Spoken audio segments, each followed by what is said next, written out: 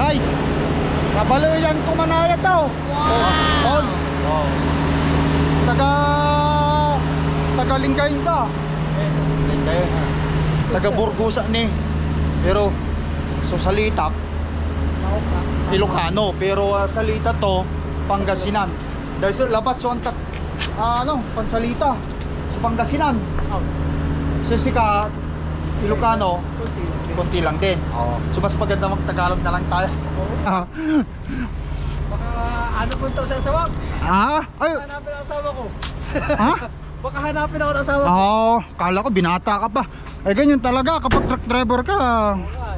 Malayuan ang mga biyahe, hero. Ay, ang gapo yung makitam.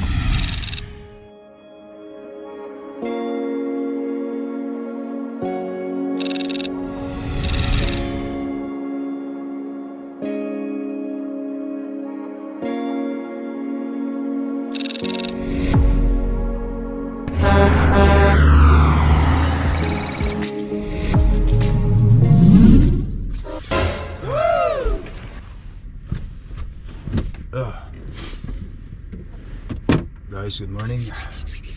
Today is Monday. Lunes na ngayon, guys. Yes! Kagabi sa vlog natin, kita nyo naman, nag-deliver tayo. After natin mag-deliver ito, nandito ako sa truck stop. Flying G truck stop. Meron pang queue line doon, no? Ewan ko kung sino yun. Baka si... hindi si Boss Marco. Kasi parang puti yung driver. So ang unit niya 1485 yata yun. Hindi siya. Alright. Binigyan na tayo ng reload agad, guys. After delivery natin kagabi, sabi ko nga sa inyo. Tapos ngayon pa lang, kasi ngayon pa lang yung opisina, may reload na tayo papunta ng... Pipick upin ko rito sa dito sa Calgary. Papunta tayo ng Saskatoon at diretso na lang Winnipeg. So dalawang delivery. So una sa Saskatoon bukas ng alas 10, and then uwi na lang Winnipeg. Drop ko na lang sa yard, tapos mag-reset ako, labas ulit tayo. Samantalahin natin kasi medyo painit na yata. Start ko yung truck kasi mag-ano tayo. Papainit tayo ng kape. Ayun na yung queue line. Meron din palang container ang queue line, guys. Wala. Malapit-lapit na natin mabayaran ang truck natin. Baka pwede kong ipasok yung truck ko sa queue line, ano lang dyan, yung pang dry. Siguro. Wow! Dry na na pangarga nila. Hindi flat deck kasi ayokong isabak ang truck sa flat deck kung tutusin. Para magtagal kasi ang flat deck kasi mabibigat. Kaya ngayon ang isang reason kaya ako umalis sa sa trappers, 'di ba? Alam naman ng lahat na nag-trappers ako. Tapos yung ginawa ko noon sa trappers is container nila papuntang Vancouver. Ang bigat noon, bigat na. Tapos yung mga tropa na gusto mag-apply sa trappers, tapos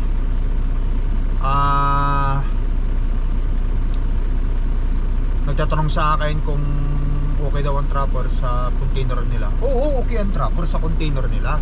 Kasi nga may regular run ka sa miles, home time, regular miles, regular home time. Kasi alis ka ng Sunday ng hapon, babalik ka ng Friday ng gabi sa Winnipeg. Yun, kasi isang papunta, pabalik. It takes you 5 to 6 days yan, depende kung gaano kabilis ka magpatakbo. Kasi pagdating mo naman sa British Columbia, may reload ka na agad. Yan yun sa trappers. Nagawa ko yan ng almost sabihin natin mga 8 to 9 months. Okay naman sana. Kaso nga lang, siyempre ang pangarap ko, plano ko sa truck, ikikip ko kaya ayokong matagtag masyado ang truck ko sa mountain driving kapag lalo na yung container ng trappers kasi sobrang bigat yon. Kaya nag-decide ako na lumipat sa to. Ito, hindi lagi tayo sa BC, pero may mga BC pa rin tayo, o British Columbia, Vancouver pa rin tayo yung biyahe, pero magaan kasi kumbaga sa kalahating trailer lang minsan, not unlike doon sa trappers. But anyway, sinasabi ko lang, pero kung gusto nyo talagang magsubukan ng trappers, maganda. Kasi galing ako dyan eh. Consistency ang miles, consistency ang home time kapag gagawin nyo yung busy run nila. Yan, kaya umalis ako sa trappers kasi gusto kong i-keep itong truck ko para kung sakali man mabayaran natin, doon pa lang tayo. Ayoko yung ito malapit mo na mabayaran tapos naglalabasan na yung mga sakit gawa nga ng siyempre over use na siya sa mountain. Tayong mga ibang tropa ngayon na nandoon sa trappers na nakakausap ko, hindi rin naman sila nagtatagal. Yung mga iba nagtatagal, pero yung iba hindi. Yung iba mga 4 to 6 months lang umaalis na kasi nga yun nga yung mabigat. Yan. But anyway, yun nga yung sinasabi ko, mayroon din naman pala silang sa fuel line sa tawag dito,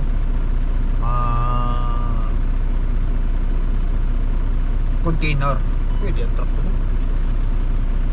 But anyway, malapit na rin natin matapos. August, tapos na natin si Cordapia. Doon na lang tayo mag-decide kung saan tayo pupunta.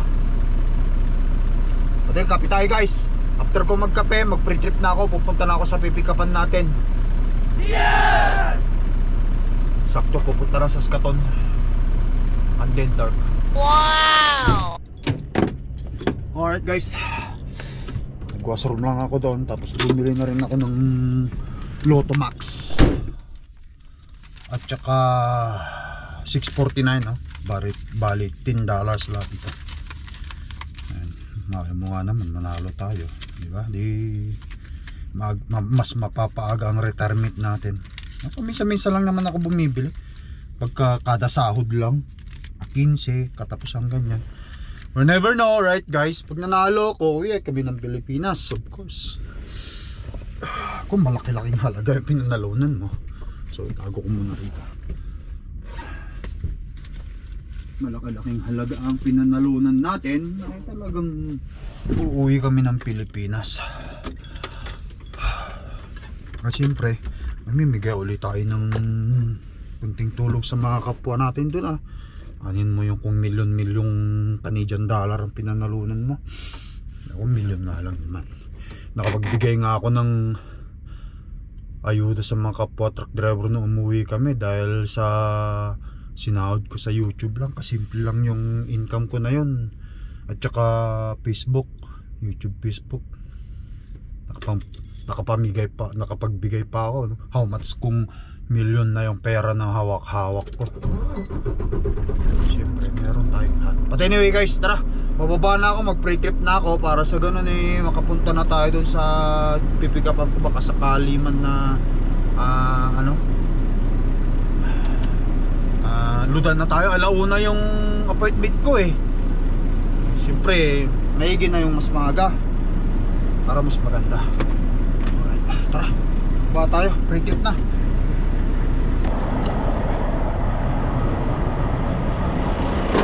Okay, turn on natin.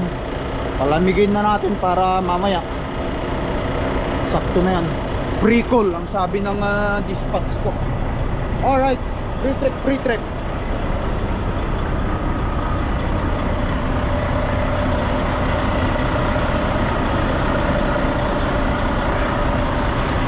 Fire.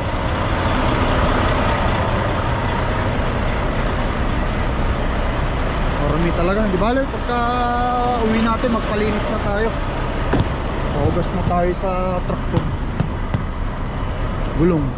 Baka mamaya may mga ano naman dyan. Kailangan natin tignan maigi para ma-save tayo sa mga problema. Lights. Alright, magana. Okay. Ayos to bahay na to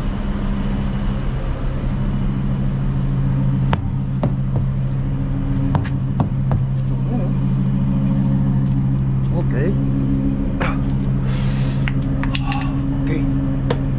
fully inflated. Yung mga airbag natin sa trailer. Buksan natin, tignan natin kung kailangan natin magpahugas kasi alam ko malinis to eh. Kung malinis naman, kahit di na. Oh, linis, malinis.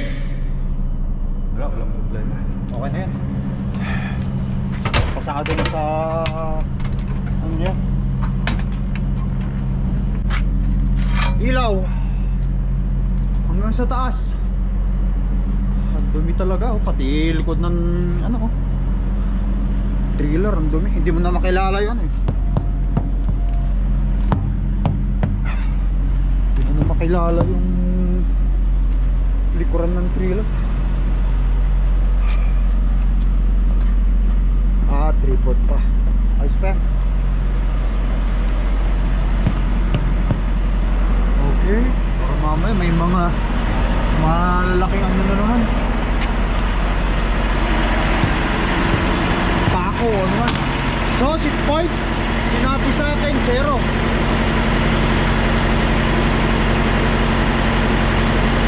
Lagay natin si 0.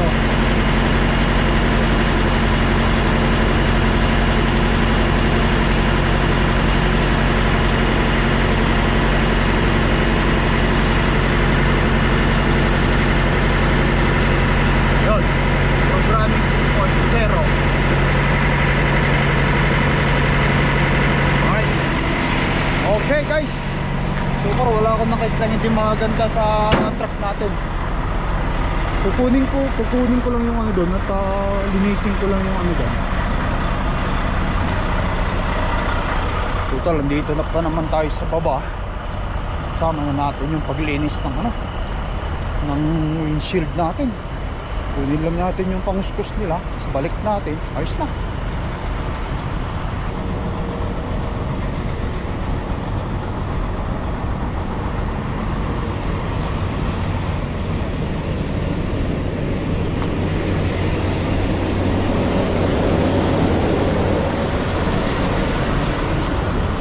Ito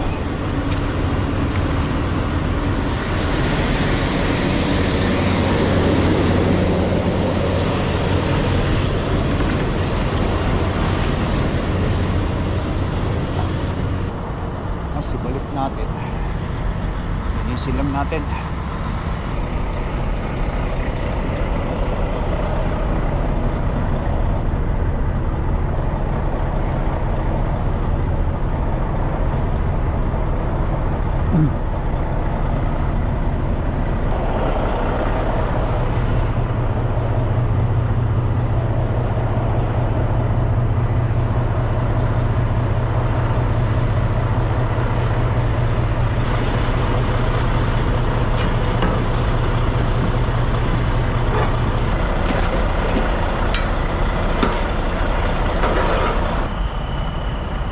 Okay na, balik natin to para hindi nila hanapin.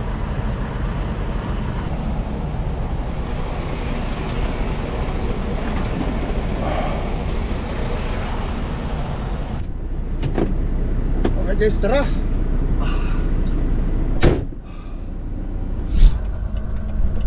In 1/2 mile, turn right on 52nd Street Southeast.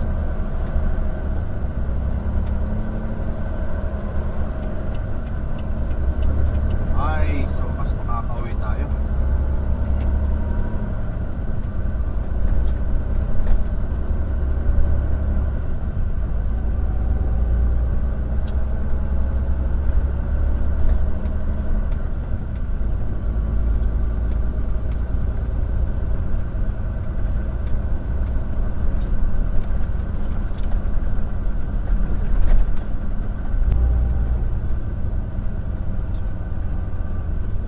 That Riggs and Chet were a pair of hotheads, a lot alike, even though there were probably 40 years between them. Elam likely said to let Turn right on alone, 52nd but they Street couldn't swallow Southeast. that. Barnes was their friend, so they decided to bust Barnes out anyway and talk some more of Elam's men into coming with them. That was a mistake on their part. The last one they'll make. Maludin tayo maaga. Saan narito na yung They had reached the trim little house where the local doctor's practice was located. The medical was young, but seemed quite competent. cleaned and sewed up the gash on the marshal's forehead, then wrapped a bandage around Fisher's head. The kid turned to Fisher as they left the doctor's office. What'll you do for a jail now? Don't worry. I'll find some place to lock up prisoners if I need to. There are some pretty sturdy smokehouses around here. I'll salvage what I can from the office and move into the town hall so we can fix the place. Rebuild it for me.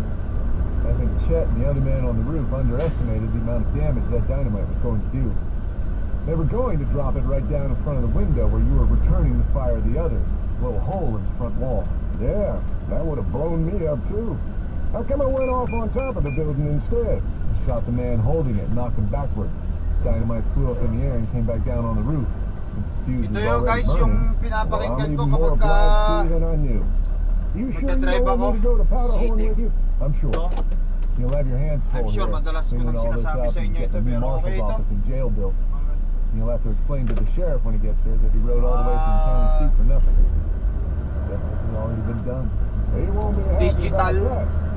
If you ever come through these parts again, stop by and say hello. Graphic audio. Maybe all hell won't break loose again. Maybe not. But somehow, the kid doubted it. Matututo kang mag-English. Kahit mapakinggan mo lang. Kaya ako mahina talaga ako sa Inglesan. Pero sinisikap natin mag-aral mag-English. Arturo was still waiting in the clump of cottonwoods where the kid had left him. When he rode up a short time later, Arturo put the rifle he'd been holding across his lap in the back of the buckboard. I noticed what looked like quite a bit of smoke rising in the direction of Abilene a while ago. I suppose you were responsible for that, kid? Well, sort of. But mainly it was the fault of the fellow with the dynamite. Dynamite?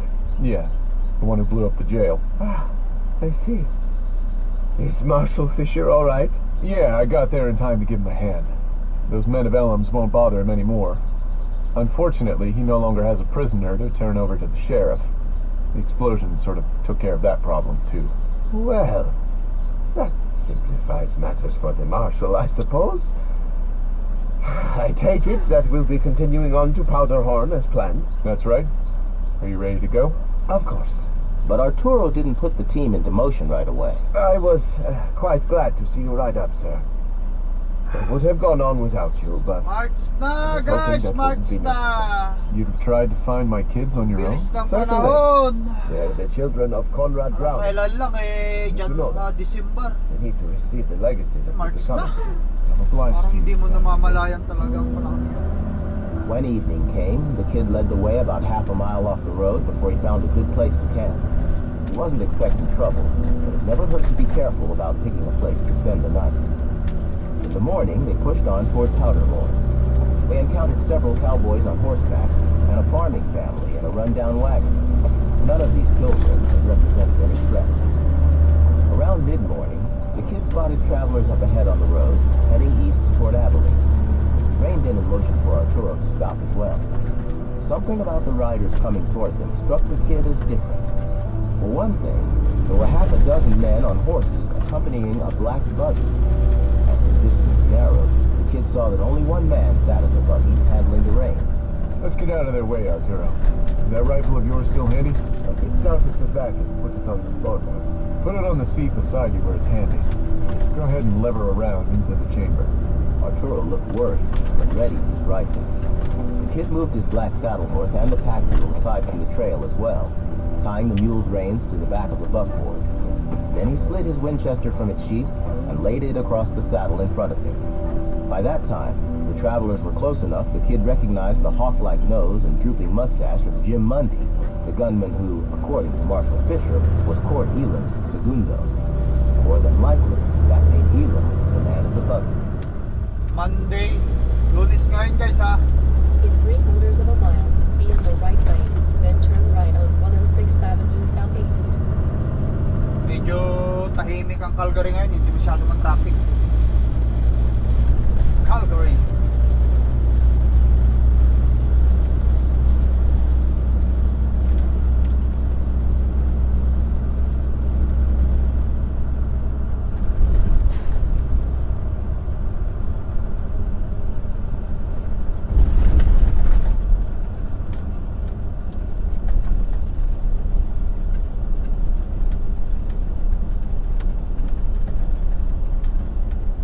Turn right on 106th Avenue Southeast. Mas makakauwi na tayo. Makakauwi naman tayo sa ating pamilya.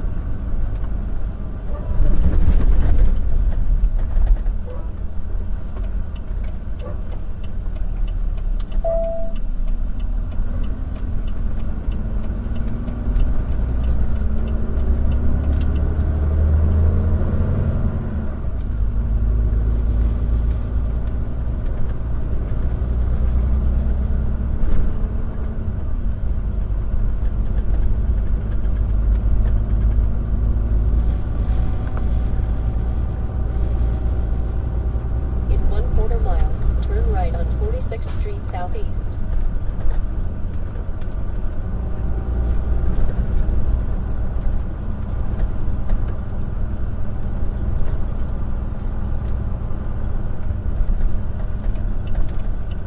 Alright guys. Turn right on 46th Street Southeast.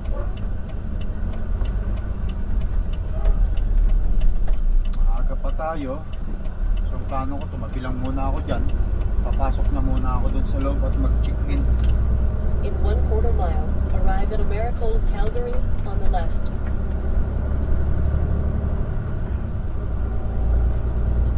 Wala nga eh.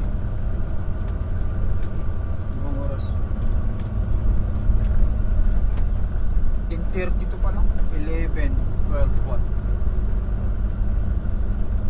12 what? Dalawang oras. Bali, alauna yung pick up ko eh. 10:30 pa lang guys. Arriving at Americold Calgary on the left. Subukan lang natin dito. Oh, may drop na rin. Si ano yun ah, si nanay yun ah. Si matanda.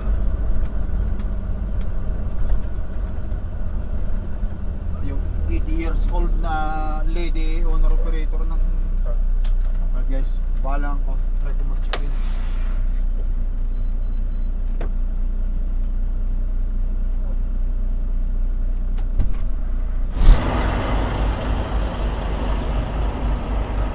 Loaded na yata siya oh. Busy siya. Third, ayun. Si nanay. Regular run namin to guys. Ito na naman, dito na naman ako pipik. Hindi ko naman problema kung saan ka pupunta eh. Alam mo na talaga yung load mo eh. Kung saan ka pipik kapag nasa Calgary. Alright.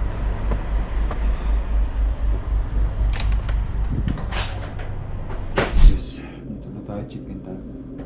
Pinasok na ni Madam doon sa loob. Tatanungin daw.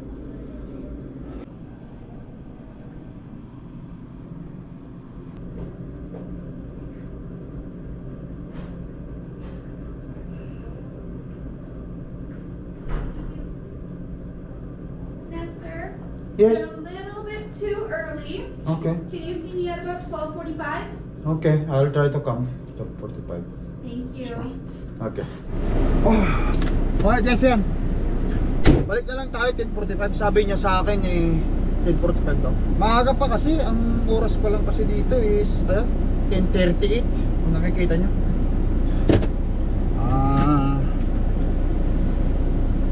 Alauna yung aking, alauna yung aking pick up. But anyway, ang plano ko, magbubuhat na ako kahit mga 45 minutes lang, mahaba pang panahon ko eh. Wala rin naman akong gagawin eh.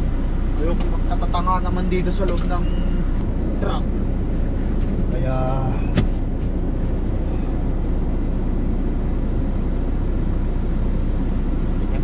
organize ko na yung mga gamit ko para makapagbuhat tayo. Wala nga, simple ang buhay ng Lakay Trucker guys.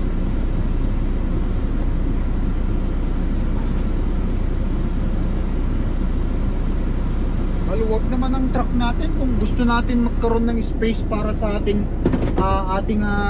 workout.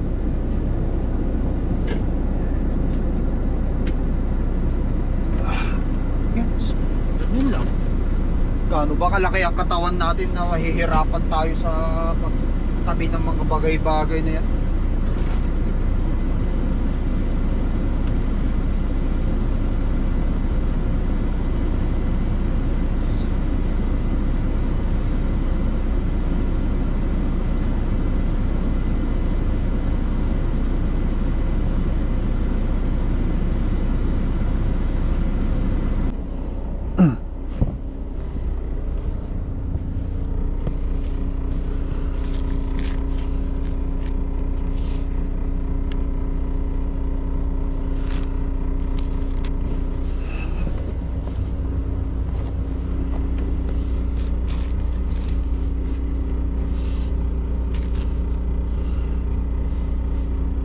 Linagyan ko siya ng tali guys para sa ganun meron akong ano dyan hindi sagabal sa bit kasi wala namang paglagyan talaga, ginawan ko lang ng para. Tapos ito bumila ako ng plywood para kahit may bagsak ko dyan yung yung aking weights hindi tatama dito sa guys, dito sa plastic, dito sa ilalim itong kulay itim, hindi siya sa tama. Tsaka syempre para pag nag-abs workout ako, yan dito ko nilalagay kasi binabalansi ko yung bigat. Yung iba nandito yung iba nandiyan yung iba, binabalansi ko yung bigat side by side. Sabi nila masakit daw, wala daw pwesto, hindi daw pwede mag-workout sa loob ng truck, dapat daw sa labas. Paano kung lamig-lamig, kung negative hindi ka na mag-workout dahil nga sobrang lamig, hindi rin pwede. Gawa mo ng paraan, pakaluwang kung gugustuhin. But anyway guys, ayan, mag-workout lang ako tapos punta ulit tayo. Some coffee or lemonade? A lemonade would be nice. I've been replacing that worn-out bell rope in the steeple this afternoon. It was thirsty work. Sit down, gentlemen. I'll be right back. Though he was trying hard not to show it, the kid's emotions were running wild inside him. After all the danger and worry, he might be on the verge of reclaiming his children. Or rather, claiming them for the first time, he told himself, because he had never seen them before. It was a thrilling moment and a frightening one, all at the same time. He and Arturo sat down in armchairs while Kellogg took a seat on a sofa. Something just occurred to me, Mr. Morgan. If the children are here, how are you going to prove that they're yours? What do you mean? Well, do you have any sort of records? Any documents that prove you're the children's father? The kid's heart slugged in his chest. Ayun, 13. Yes! Sakto nung sinabi niyang babalik daw ako ng mga bandang 12:45. Bumalik tayo dun guys, binigyan na tayo ng ng door. Kasi alauna yung appointment natin dito. Sana maludan lang tayo agad-agad para sa ganun makapag-drive pa ako mula rito hanggang Saskatoon 7 oras medyo may kalayuan, ayaw kong gabihin na.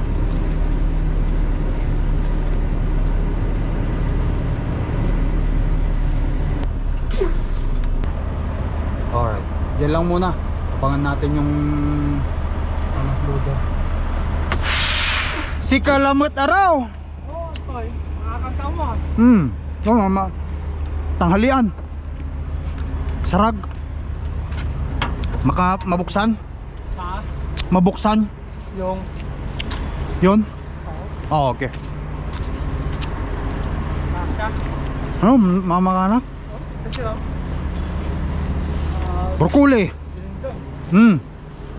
Vegetable. Wala hindi tayo sumot.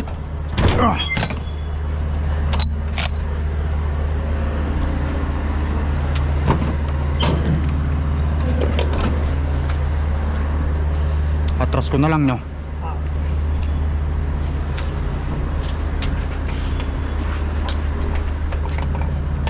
Mahirap kasi yan.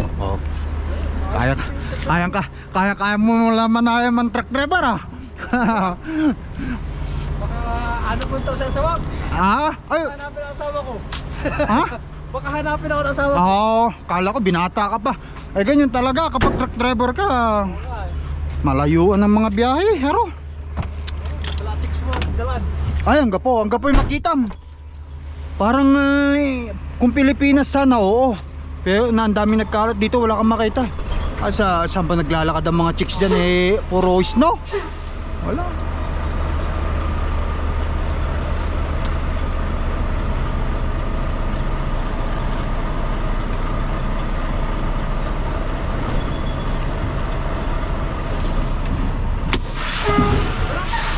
Sige la. Okay, thank you. Okay. Yan. Siya na daw bahala. Kapangasinan din yan. Lingayen. Alright guys. Guys! Kabaloyan ko manaya tao. Pangalan? Paul. Ron? Paul. Wow. Taga Lingayen ka. Lingayen ha. Mahihain kasi kabaloyan ko. Taga Burgusa ni. Pero so salita Ilocano, pero salita to Pangasinan. Dahil sa labat so ang pansalita sa Pangasinan. So sika Ilocano konti lang din. So mas maganda mag-Tagalog na lang tayo. Para maintindihan guys ha. At least nakakilala ulit ako ng kababayan ko Pangasinan. Doon nag-aaral yung kapatid ko sa Pangasinan ng teacher. Pisyo, oh. Di madka Pisyo. Saan kayo sa Lingayen? Tagal na kayo rito. Tagal ka na? Oh. 7 years. Oh, 7 years. Si Mrs. ang una. Oh, shout out na lang sa misis mo. At least tapos na. Artista na. Artista la sama. Hindi. Oh, doon sila sa loob, kaya yung damit niya nakapang battle wear sa malamig. Canada Goose. Canada Goose. Pang minus 40, tignan mo guys. Pang minus 40 talaga. Pero syempre dito, ang temperature maganda na, plus 15 Summer. Ay, hindi na kita disturbuhin, baka mayroon ka pang Uwi ka na? Uwi ka na. Ay, so time out ka na pala. So thank you. Ingat ha. Tignan mo na lang yung vlog natin. Lakay tracker. Okay. Paunta ka pa? On. Guys, tara. Tapos na. Let's go.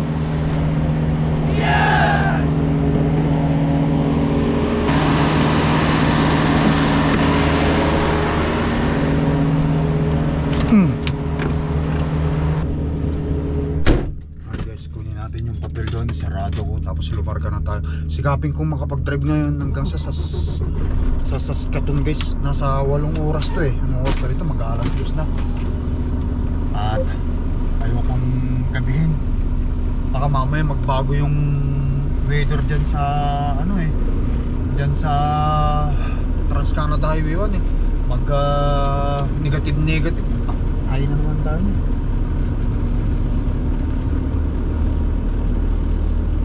Pero at least ito diretso uwian to. Kunin natin yung papel doon.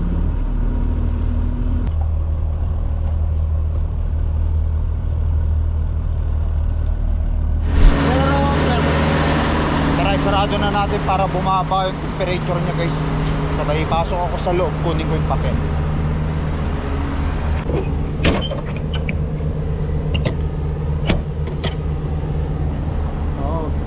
Hindi tayo mauubor niyan guys.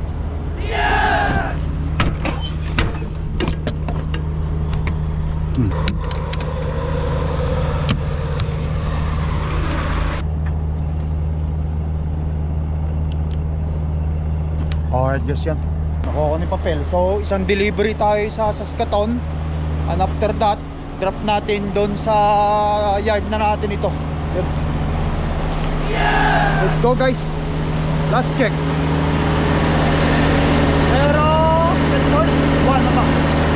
Ayos, kita nyo bumaba na siya. Alright guys. Ayan. So mula dito hanggang doon sa Saskatoon 7 to 8 hours drive. Kaya hindi tayo magpatumpik-tumpik pa. Tara guys. Para tayo masyadong gabi. Alright guys, puputulin ko na ang vlog ko rito. At least kahit paano nakaload na tayo agad. Mula kagabi nag-deliver tayo, tapos ngayon reload na. Ay, paalis na tayo. Guys, thank you for watching. Mag-ingat kayo lagi. Sana andyan lang kayo sa panunod sa mga vlog ko para tuloy-tuloy lang tayo gumawa ng content sa every daily basis ng isang truck driver na kagaya ng Lakay Trucker. Yes, thank you for watching. Ingat lagi. Peace out. Bye-bye.